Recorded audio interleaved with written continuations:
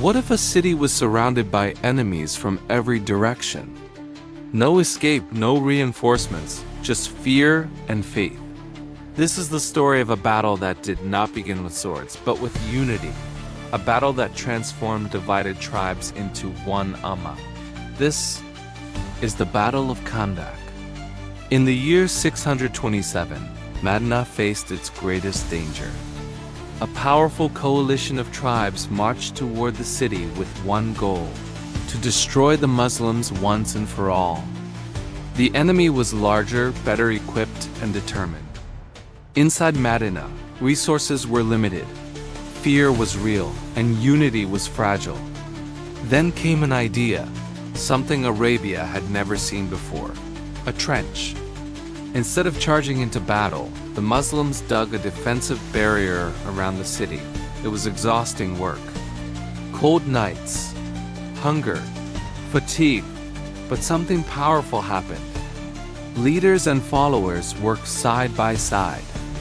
Rich and poor, young and old, no tribe above another.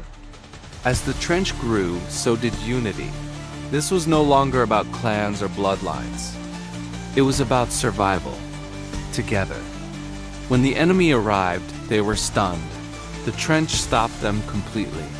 Days turned into weeks. The coalition waited. The Muslims endured.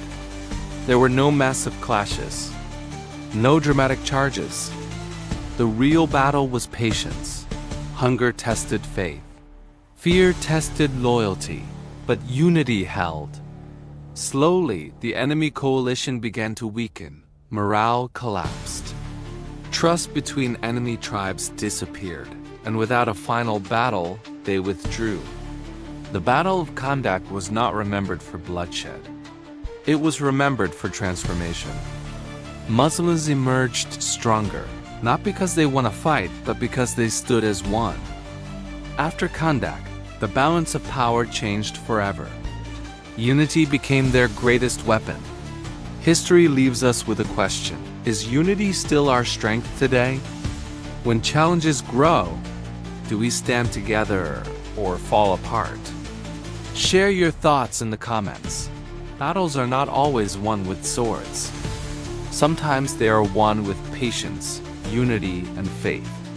Follow Islamic History HQ for more true stories that shaped the world.